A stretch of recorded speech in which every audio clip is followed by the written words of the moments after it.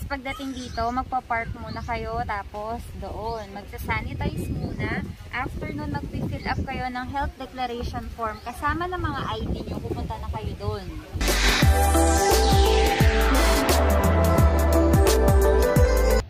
After nyo guys, sa front desk, ano yun, sisingilin lang kayo kung magkano pa yung balance nyo. Kasi kapag nagpabook kayo, may required na down payment. So, yung binook namin, total niya 6,000. Tapos, ang down payment ko lang 2,000. Kanina, dun sa front desk, binayaran ko na yung remaining na 4,000. Ayan. Yung pinaka-room, talagang 5,000 lang siya. Kaya lang, kasama namin si Kavi. Kapag nag-additional packs kayo, 1,000 kada tao. Sinusundan na namin si Kuya ngayon. Ayun, yung nakamotor. Siya yung mag-a-assist sa amin doon sa Forestville Suite na lugar. Sobrang laki ata nitong Shercon. Talagang kailangan mo magsasakyan. Ayan yung 11 pocket pools. Dito kami malapit eh. Ayan, eto na siguro yung... Eto na, oo, yan na si Kuya. Dito kami, yan, dyan.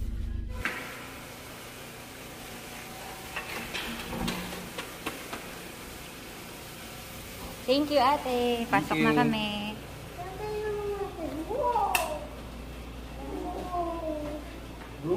Nandito na kami, guys. Room 101. Mag-room tour muna tayo.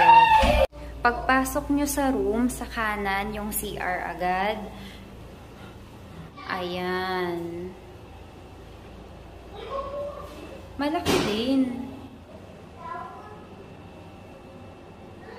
Meron kasamang bathroom tissue, isang roll, tapos ano to, shampoo with conditioner, tatlong soap, siguro kung ilan yung guest. Tapos tatlo rin na dental kit. Shower, oo anak. Ay, umiihi na yung bird mo. Tapos tatlong towel. Dito naman yung closet. Ayan, transparent siya, glass ito. Yung pinakasarahan niya, mirror. Ayan.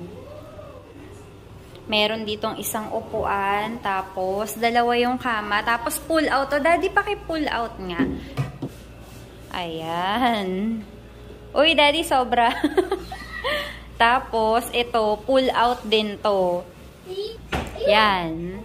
Dito sa room na to or sa suite na to, maximum of 4 guys. Pero yung 5,000 pesos na rate nito guys, ano lang siya, pang 2 tao. So kung meron kang kasama, additional 1,000 per person, maximum of 2. Kasi nga, 4 lang yung pwede rito. Meron din itong balcony. Ayan. Meron ditong sabitan ng mga tawag dito, basang damit. Ayan, pwede tayong kumain dito. Tapos, overlooking namin yung 11 pocket pools. Grabe, ang ganda. Sobrang excited na si Kavi. May kasama tong dinner, tapos kinabukasan, breakfast. Pwede kang mag-dine doon sa pinaka-restaurant nila. Pero sabi ko, dito na lang sana kami sa room. Pwede naman. Dalawa yung options. Dadalhin mismo sa room mo. O di naman kaya punta ka doon or punta kayo doon sa pinakakainan nila. Meron din kasamang disposable masks, 4 na piraso. Tapos, itong Pure Protect Natural Hand Sanitizer. Ay, mabango to. Ito yung gamit namin sa botika, yung The Pump. Tapos, ayan, tubig. 3. Merong maliit na ref. Meron ding electric kettle. Meron din ditong safe. Sige nga na, open. Pwede mo Ayan, i-set up muna natin siya. Lagyan natin siya ng code. Dito kami guys sa Forestville Suites. Tapos, eto yung kanina, yung 11 pocket pools. Ngayon, pupuntahan namin ito. Pupunta kami dito guys sa hidden pool. Kasi mas mabilis siyang magsara. 5 magsasara na to. Ito naman hanggang 8 pa eh. Kaya mamaya na lang kami. Tsaka malapit lang kami dyan. Akala namin guys na dead end na kami. Pero yun yung pool Ayan siya. Hidden yan. Grabe, lakas ng hangin dito. Ang sarap. Grabe, ang ganda.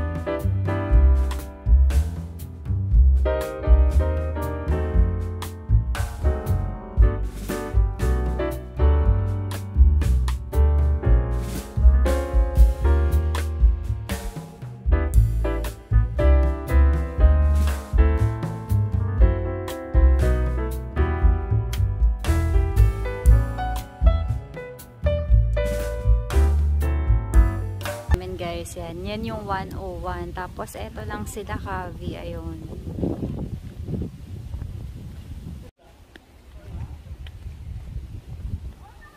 Ito yung parang hagdan-hagdang palayan. Mami! Oh! Tamo na kadago oh! Ay, wow! Ang galing! Yung vegano! Yung vegano! Dumi! Madumi! Ano yun? Mga dahon. Oo nga, anak, mga dahon yun. Dito rin may mga dahon. Tapos na kami mag-swimming, guys. Nung una ako natapos, tapos sila Kavi, ayan. Magmimerienda na kami ngayon. Si Kavi, parang tulala siya. Alam mo yung pagod na pagod. Kain muna kami. Ito din drive-thru namin kanina yan doon sa SLEX. Sa pagkain, hindi sila mahigpit. Wala nga nag-check ng mga gamit namin kanina. Pero yun, kapag ka mga appliances, dapat ata itanong nyo sa kanila kung pwede. Dahil ang alam ko, ang allowed lang, rice cooker, ano pa ba? Basta ang hindi pwede, yung mga pang samgyupsal. May wifi din. Hindi na kailangan ng username tsaka password yun. Automatic na siya. May mga baon nga din kami na instant coffee. Kaya lang walang mug eh. Paano kaya hindi re-request tayo? Dito, limitin natin. Ito na lang pagkakain natin. Sige. Nakatulog na kami guys. Meron lang kumato kanina. Ito, diniliver na yung dinner namin. May kasama rin to na 3 tubig. Tignan natin kung ano yung laman. Ito yung pagkain guys. Kanin, mixed vegetables, ano to, chicken barbecue. Ito, tignan ko kung chicken fillet o kaya fish fillet. Tikman natin. Fish fillet siya, fish fillet. Hi guys, good morning. Breakfast na. Nag-deliver na sila. Ito, merong kasamang 3 coffee. Tapos, sugar and cream. Yung pagkain namin ngayon. Ay, wow. May daing, may tapa, itlog, tsaka sinangag. Tapos, 3 ano din to. 3 serving din. Katulad ng dinner kagabi. Meron ding ketchup at suka. Kaya siguro may additional 1,000 per head. Dahil sa pagkain. Masarap yung breakfast ngayon. Yung kagabi kasi di ang tigas ng chicken, no? Medyo may pagkatigas yung chicken, pero masarap din naman. Naubos din naman namin. Fillet. Yung fish fillet masarap. Nililinis pa yung pool. 8 AM pa yung open yan. Malapit na palang mag-8. 5 minutes na lang, 8 na. Kumakain pa si Bryce. Si Kavi, nandun yung tulog pa siya. Sobrang lamig guys. Yung si Kavi. Sinuot na yung jacket ko. Nag-iikot-ikot lang kami para mag-picture. Tapos maliligo na. Ayun kaya, Di. O, sige. Sige, punta tayo doon. Oo nga. Swimming nga yung ligo, nak. Dito guys, yung maze. Itong lugar na to. B. Ayan yung maze guys. So, kaya lang ayaw pumasok ni Kavi. Natatakot siya. Pabalik na kami sa room. Mag-swimming na to si Kavi. Kanina pa swimming na swimming. Bis ka na anak.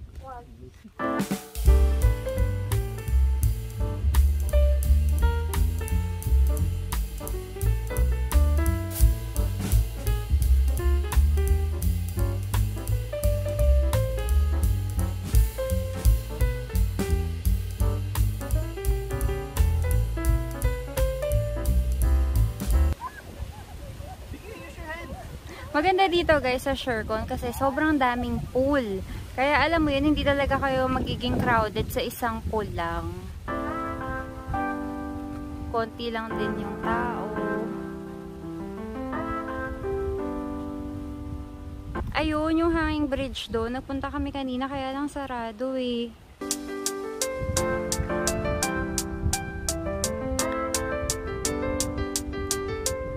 Sila Javi guys, swimming pa rin. Sinusulit na nila. Hanggang 11 yun. 9:30 na eh. Hanggang 11 magsiswimming sila or hanggang sa mapagod sila. Ako, ayusin ko na yung gamit namin. Pero magkakape muna ako. Nabili ko to sa Pure Gold. 100 pesos isang pack. Tapos 10-an siya.